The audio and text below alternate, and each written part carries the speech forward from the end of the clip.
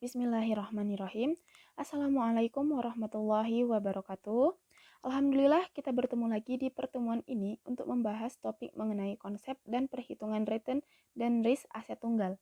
Sebelumnya kami selaku presentator memohon maaf apabila ada materi yang tidak lengkap ataupun yang kurang jelas dalam penyampaian presentasi kami.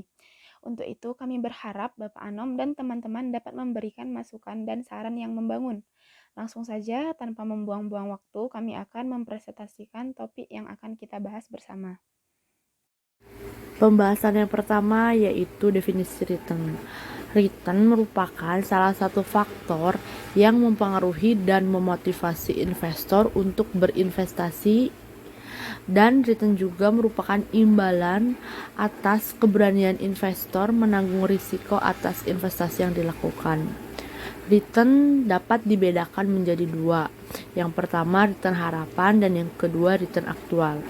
Return harapan atau yang biasa disebut expected return merupakan tingkat return yang diharapkan investor di masa yang akan datang. Sedangkan return aktual atau realistic return adalah return yang telah terjadi atau return yang diperoleh pada masa lalu. Return investasi terdiri dari dua komponen utama. Yang pertama, yield dan capital gain atau loss. Yield merupakan komponen return yang mencerminkan aliran kas atau pendapatan yang diperoleh secara periodik dari suatu investasi.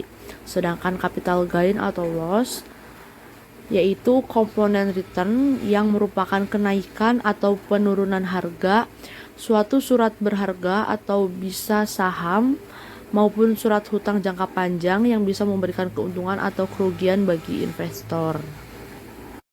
Kemudian selanjutnya yaitu definisi risk.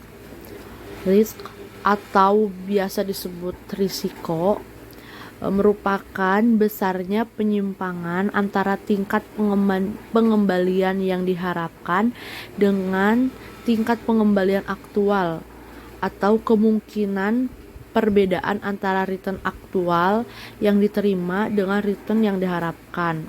Nah, semakin besar kemungkinan perbedaannya, berarti semakin besar pula risiko. Baik, yang selanjutnya adalah jenis-jenis return dan risk.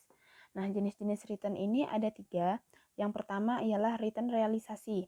Nah, return realisasi atau return aktual yang dihitung berdasarkan data historis guna sebagai dasar penentuan return ekspektasi dan risiko di masa berikutnya. Yang kedua, return yang diharapkan.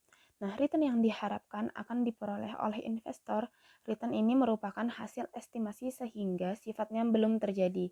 Untuk mengestimasi return sekuritas sebagai aset tunggal, investor harus memperhitungkan kemungkinan-kemungkinan yang akan terjadi.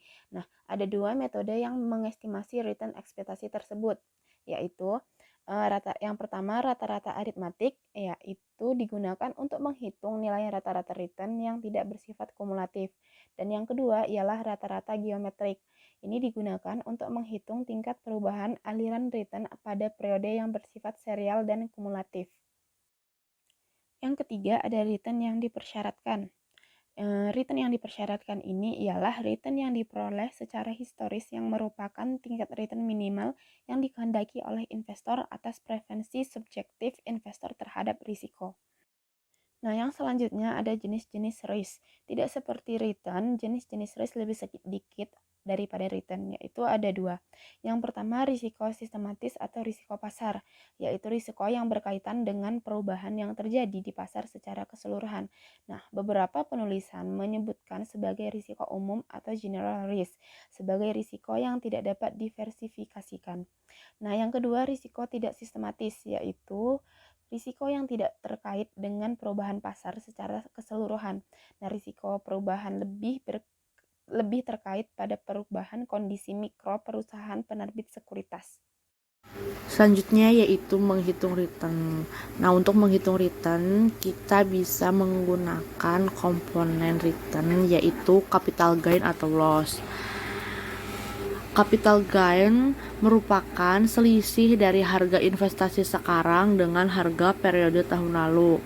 Nah, ini untuk rumus capital gain. Jadi ada PT, PT itu merupakan harga investasi sekarang dikurangi PT dikurangi 1. Nah, harga investasi periode lalu per PT min 1. Jadi dibagi harga periode tahun lalu. Rumusnya yaitu harga investasi sekarang dikurangi harga investasi periode lalu dibagi harga investasi periode lalu, maka didapatkan hasil dari capital gain. Nah, untuk menghitung return total, maka rumusnya yaitu capital gain ditambah pendapatan, di mana capital gainnya yaitu PT dikurangi PT min 1 per PT min 1. Maka didapatkan hasil dari return total. Nah, untuk saham biasa yang membayar dividen periodik sebesar DT, maka return totalnya itu dapat dinyatakan sebagai berikut. Nah, return total sama dengan capital gain atau loss ditambah DT. Jadi tinggal ditambahkan aja dividen periodiknya. Menghitung resiko. Yang pertama, resiko aset tunggal bisa dilihat dari besarnya penyebaran distribusi probabilitas return.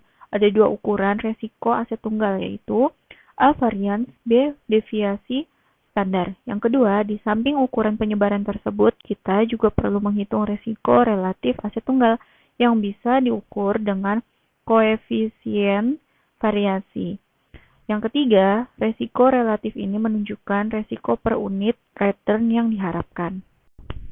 Rumus untuk menghitung varians, standar deviasi, dan koefisien variasi adalah rumus variance return sama dengan sigma kuadrat sama dengan sigma buka kurung RI dikurang E buka kurung R tutup kurung kuadrat dikali PRI. Rumus standar deviasi sama dengan sigma sama dengan buka kurung sigma kuadrat ditutup kurung setengah kuadrat. Rumus koefisien variasi sama dengan standar deviasi return atau sigma kuadrat dibagi returnnya yang diharapkan atau E buka kurung RI tutup kurung, di mana lambang sigma kuadrat sama dengan variance return, sigma sama dengan standar deviasi, E dalam kurung RI sama dengan return ke I yang mungkin terjadi, PRI sama dengan probabilitas kejadian return ke I dalam kurung R sama dengan return yang diharapkan dari suatu sekuritas. Kesimpulan, return adalah keuntungan yang diperoleh perusahaan, individu, dan institusi dari hasil kebijakan investasi yang dilakukan. Return merupakan hasil yang diperoleh dari investasi yang dapat berupa return realisasi dan return ekspektasi. Risiko dapat diartikan sebagai suatu keadaan ketidakpastian di mana jika terjadi suatu keadaan yang tidak dikehendaki dapat menimbulkan suatu kerugian. Return dan risiko mempunyai hubungan yang positif. Semakin besar risiko yang ditanggung, semakin besar pengembalian yang harus dikompensasikan. Sebaliknya, semakin kecil return yang diharapkan, semakin kecil resiko yang ditanggung. Baik teman-teman, alhamdulillah kami telah mempresentasikan topik yang kita bahas hari ini. Nah, silahkan apabila dari teman-teman ada tambahan materi yang dapat menambah wawasan kita bersama menjadi lebih luas, ataupun dari teman-teman ada yang ingin ditanyakan, kami persilahkan. Dan kami berharap teman-teman dapat aktif dalam memberikan pernyataan ataupun pertanyaan.